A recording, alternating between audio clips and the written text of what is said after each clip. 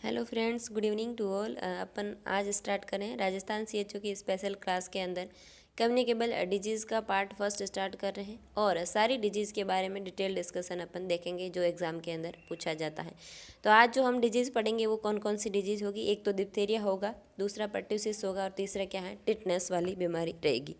तो जो है आज अपन किसको पढ़ेंगे, डीपीटी को, डिप्थीरिया पर्ट्यूसिस एंड टिटनेस को पढ़ेंगे। तो आज का हमारा फर्स्ट एमसीक्यू है आपके सामने। डिप्थीरिया कोज्ड बाय, डिप्थीरिया जो है इसका कॉजेटिव ऑर्गेनिज्म क्या है ये आपसे पूछा जा रहा है। ऑप्शन ए के अंदर mycobacterium, option B corynebacterium diphtheria, option C varicella और ऑप्शन डी है नन ऑफ दी अबव।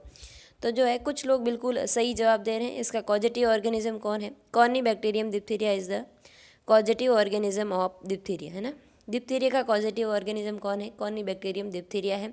इस बैक्टीरिया का दूसरा नाम क्या है, क्लेब्स लॉफलर। क्या नाम है, क्लेब्स लॉफलर के नाम से इसको जाना जाता है।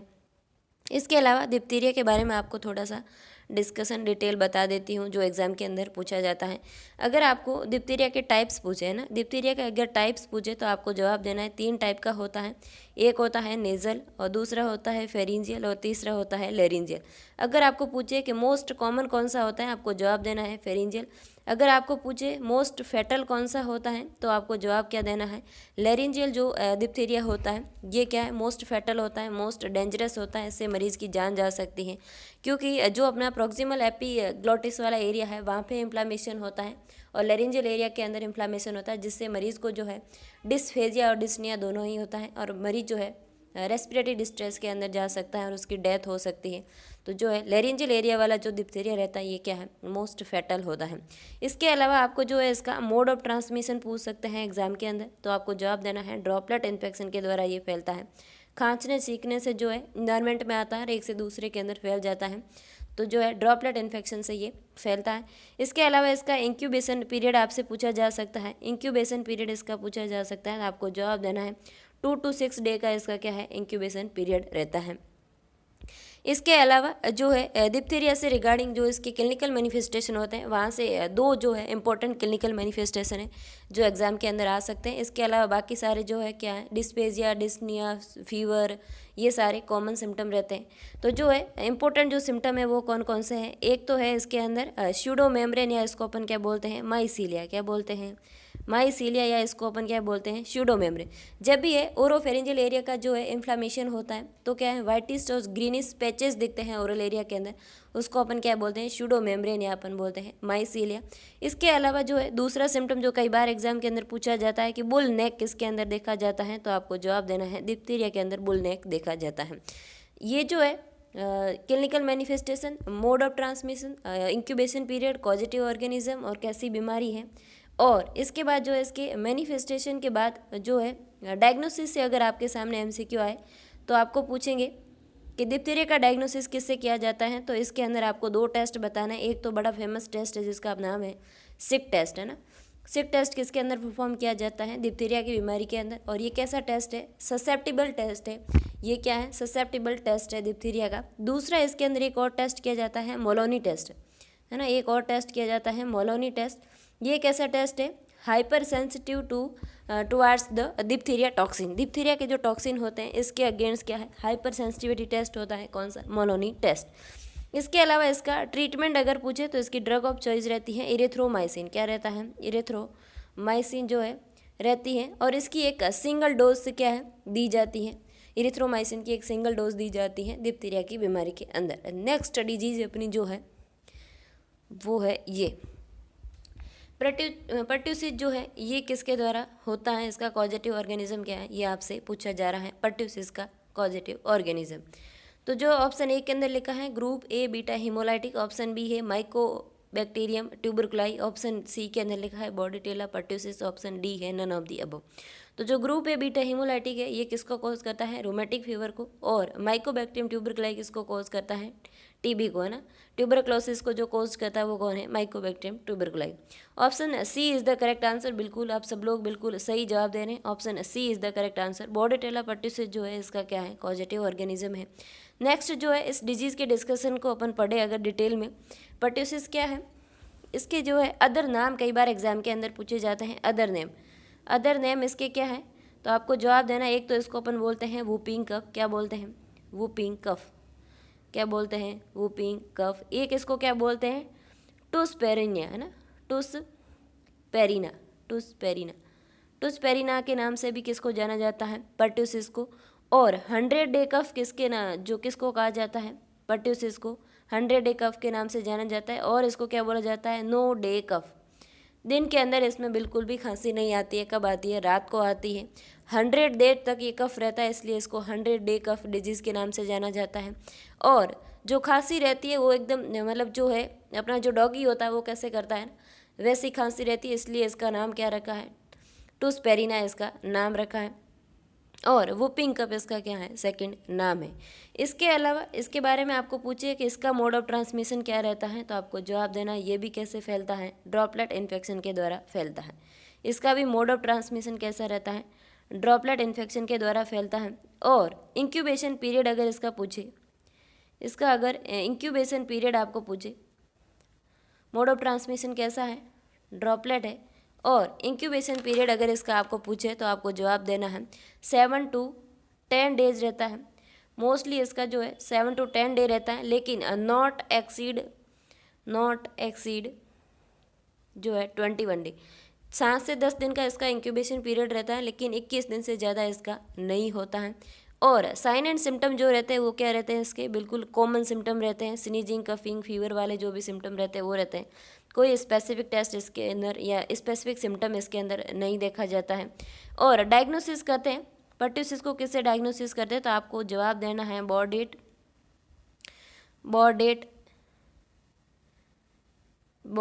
जेनु अगार टेस्ट इसके अंदर किया जाता है। बॉर्डेट जेनु अगार टेस्ट किसके अंदर किया जाता है, पर्ट्यूसिस के अंदर किया जाता है। मैनेजमेंट के अंदर क्या करते हैं, एक तो है इरिथ्रोमाइसिन और पेनिसिलिन जी जो रहता है ये इसके अंदर ड्रग दी जाती है पर्ट्यूसिस के अंदर। इसके अलावा मैनेजमेंट के अंदर जो है मरीज़ को एब्डोमिनल बाइंडर यूज़ करते हैं, एब्डोमिनल जो बाइंडर आता है उसको यूज़ करते हैं। उससे क्या होगा, हर्निया को प्रिवेंट किया जा सकता है, क्योंकि 100 डे कफ के अंदर कंटिन्यू खांसी करने से क्या है, एब्डोमिनल कैविटी के अंदर प्रेशर क्रिएट होता है और वहाँ के जो ऑर्गन है वो क्या है, डिस्प्लेस हो सकते हैं। इसलिए हर्निया को प्रिवेंट करने के लिए एब्डोमिनल बाइंडर यूज़ करते हैं। और मेडिसिन कौन सी देते हैं, इरिथ्रोमाइसिन और पेनिसिलिन जी इसके अंदर दे सकते हैं। क्लिनिकल मैनिफेस्टेशन के अंदर कोई स्पेसिफिक जो है सिम्टम नहीं रहता है इसका। इंक्यूबेशन पीरियड इसका 7 से 10 दिन का रहता है, लेकिन 21 दिन से ज़्यादा इसका नहीं होता है। मोड ऑफ ट्रांसमिशन इसका भी ड्रॉपलेट रहता है जो है। नेक्स्ट MCQ अपना है, टिटनेस कोज्ड बाय, टिटनेस जो है ये किससे होता है, इसका कॉजेटिव ऑर्गेनिज्म क्या रहता है, ये आपको जवाब देना है। जो ऑप्शन ए के अंदर लिखा है क्लोस्ट्रीडियम टिटेनी, ऑप्शन बी है वेरिसेला, ऑप्शन सी है विब्रियो कोलेरा और ऑप्शन डी है none of the above. Vibrio cholerae किसको कॉज करता है, कोलेरा डिजीज़ को कॉज करता है। वेरिसेला किसको कॉज करता है, चिकन पॉक्स को करता है। और option A is the correct answer, आप सब बिल्कुल सही जवाब दे रहे हैं, option A is the correct answer. Clostridium tetani जो है ये टिटनेस का क्या है, कॉजेटिव ऑर्गेनिज्म रहता है। और मोस्टली जो है ये बीमारी ऐसे एग्ज़ाम के अंदर पूछी जाती है। टिटनेस जो होता है ये जो बच्चों के अंदर होता है इसको 7th डे डिजीज़ माना जाता है ना। टिटनेस को और क्या बोलते हैं, 7th डे डिजीज़ के नाम से जाना जाता है। टिटनेस के बारे में जो है अपन बोलते हैं इसको, एक तो अपन बोलते हैं 7th डे डिजीज़ जो है। नियोनेट के अंदर क्या है, एम्बिलिकल कोड जब कट करते हैं तो क्लीन सरफेस, क्लीन हैंड और क्लीन कट होता है। तो अगर क्लीन कट और स्टेराइल तरीके से नहीं किया है तो ऐसी कंडीशन में क्या है, फॉर्मेट्स के थ्रू ये इनडायरेक्ट कॉन्टैक्ट से फैलता है, तो ये बच्चे के अंदर टिटनेस हो सकता है और इसको अपन क्या बोलते हैं, 7th डे डिजीज़ के नाम से जानते हैं। इसके अलावा इसको अपन बोलते हैं लॉक जो, क्या बोलते हैं, लॉक जो। एक और इसका नाम है ट्रिसमस, है ना, एक और इसका नाम है ट्रिसमस के नाम से भी किसको जाना जाता है, टिटनेस को। ये तीनों नाम किसके हैं, टिटनेस के अदर नेम है। और इसका कॉजेटिव ऑर्गेनिज्म कौन है, क्लोस्ट्रीडियम टिटेनी है। फैलता कैसे है, ये इनडायरेक्ट कॉन्टैक्ट से फैलता है। और ये बैक्टीरिया रहता किसके अंदर है, ह्यूमन एंड एनिमल्स के जो फीसेज रहते हैं उसके अंदर, या फिर सॉइल के अंदर रहता है, या किसी फॉर्मेट्स के ऊपर रहता है। और ये क्या है, इनडायरेक्ट। अगर मान लो आपकी बॉडी के अंदर कुछ पंचर वुंड हुआ है और आप किसी सॉइल या ह्यूमन है या एनिमल स्पीसीज के कांटेक्ट में आ रहा है और वहाँ पे ये बैक्टीरिया प्रेजेंट है, तो ये आपको टिटनेस बीमारी कोज कर सकता है, इनडायरेक्ट फैलता है। और जो इसका इंक्यूबेशन जो पीरियड रहता है, इसका जो इंक्यूबेशन पीरियड रहता है, टिटनेस का इंक्यूबेशन पीरियड अगर आपको पूछे तो आपको जवाब देना है 3 डे से लगाकर 1 मंथ तक, है ना। 3 डे से लगाकर 1 मंथ तक क्या है, इसका इंक्यूबेशन पीरियड रहता है। और जो है ये मोस्ट कॉमनली इसका जो रहता है अपन जो वेलोसिटी जो बोलते हैं, फैलने की जो पावर रहती है वो कितनी रहती है, सिर्फ 6 to 10 डे तक रहती है। लेकिन इसका इंक्यूबेशन पीरियड कितना माना जाता है, 3 दिन से लगाकर 1 महीने तक माना जाता है। साइन एंड सिम्टम जो है इसके जो फेमस है थोड़े से टिटनेस के साइन एंड सिम्टम क्या क्या रहते हैं। तो एक तो है अपन एक बहुत कॉमन वर्ड सुनते हैं कि ओपिस्टोटोनस पोजीशन हो जाती है। कैसी हो जाती है, ओपिस्टोटोनस पोजीशन हो जाती है मरीज़ की, क्योंकि टिटनेस वाला बैक्टीरिया क्या करता है, अपनी जो मसल्स हैं उसके अंदर स्पाजम लाता है, और स्पाजम की वजह से मरीज़ का जो बैक है वो क्या एकदम कर्व हो जाता है, धनुषाकार हो जाता है, और उसको अपन क्या बोलते हैं, ओपिस्टोटोनस पोजीशन हो जाती है। इसके अलावा जो मरीज़ का फेस होता है वो दिखने में कैसा हो जाता है, एक और सिम्टम बहुत फेमस है, रिसस सार्डोसिस के नाम से भी, रिसस सार्डोनियस के नाम से भी जाना जाता है। और कैसी होती है, डेविल स्माइल जैसा दिखने लग जाता है मरीज़, कैसा एकदम राक्षसी जो है उसका फेस दिखने लग जाता है स्पाजम की वजह। फेशियल मसल्स पे भी स्पाजम आते हैं, बैक में भी आते हैं। तो एक तो इसकी ओपिस्टोटोनस पोजीशन बन जाती है। इसके अलावा जो सिम्टम ज़्यादा फेमस है वो क्या है, रिसस सार्डोनियस। इसके अंदर क्या है, डेविल स्माइल दिखती है, यानी कि मरीज़ का जो दिखने का फेस कैसा हो जाता है, एकदम जो है डरावना फेस दिखता है। न्यू बॉर्न के अंदर जब ये होता है तो इसको अपन 7th डे डिजीज़ के नाम से जाना जाता है। डायग्नोसिस के लिए टिटनेस का कोई स्पेसिफिक टेस्ट नहीं होता है। मैनेजमेंट के अंदर इसको क्या क्या दे सकते हैं अपन, एंटीटॉक्सिन देते हैं। और क्योंकि एंटीटॉक्सिन कैसे काम करेगा, ये जो बैक्टीरिया है 7th डे यानी कि पहले दिन जब बॉडी के अंदर आया है तो हाथों हाथ इसके अंदर स्पाजम क्रिएट नहीं होते, थोड़ा टाइम लगता है, इसीलिए तो इसको अपन 7th डे डिजीज़ बोलते हैं। बाकी अम्लिकल कोड तो 1st डे ही कट हो जाती है ना। तो जो है स्लो ग्रोविंग रहता है ये बैक्टीरिया, कैसा रहता है, स्लो ग्रोविंग होता है। इसके अंदर एंटीटॉक्सिन यूज़ कर सकते हैं, एंटी टिटनस जो है सीरम यूज़ करते हैं, पेनिसिलिन जी इसके अंदर दे सकते हैं मैनेजमेंट के अंदर। इसके अलावा इम्यूनोग्लोबिन मरीज़ को दे सकते हैं, एंटी टिटनस सीरम जो होता है ये क्या है, इम्यूनोग्लोबिन इसके अंदर दे सकते हैं। और टिटनेस के अंदर जो है आपकी जो रेस्पॉन्सिबिलिटी रहती है वो क्या रहती है, मरीज़ को इंजरी से प्रिवेंट करना है। आपकी जो है नर्सेज की जो रेस्पॉन्सिबिलिटी रहती है टिटनेस वाले मरीज़ के अंदर, आपको क्या करना है, मरीज़ को इंजरी से प्रिवेंट करना है, क्योंकि इसके अंदर कभी भी मरीज़ को स्पाजम आ सकते हैं तो वो मरीज़ क्या है, बेड से गिर सकता है। इसके अलावा मरीज़ की जो है एयरवे को मॉनिटर करना आपका प्राइमरी पर्पज़ रहता है। जब स्पाजम फेशियल एरिया और एब्डोमिनल कैविटी से लगाकर हाथ तक आते हैं तो मरीज़ का क्या है, डायफ्राम क्या है, कॉन्ट्रैक्ट हो जाता है, और जो एयरवे रहता है वो भी क्या है, स्पाजम से नैरो हो जाता है। तो मरीज़ के अंदर क्या है, ऑक्सीजन सप्लाई लो हो जाती है। तो आपको क्या है, मरीज़ को O2 सपोर्ट आप दे सकते हो, इंजरी से प्रिवेंट कर सकते हो। इसके अलावा ट्रीटमेंट के अंदर एंटीटॉक्सिन जो दे सकते हैं, पेनिसिलिन जी दे सकते हैं, एंटी टिटनेस सीरम दिया जाता है, इम्यूनोग्लोबिन दिया जाता है। इसके अलावा टिटनेस के अंदर कुछ भी और ख़ास बात नहीं होती है, यही एग्ज़ाम के अंदर पूछा जाता है।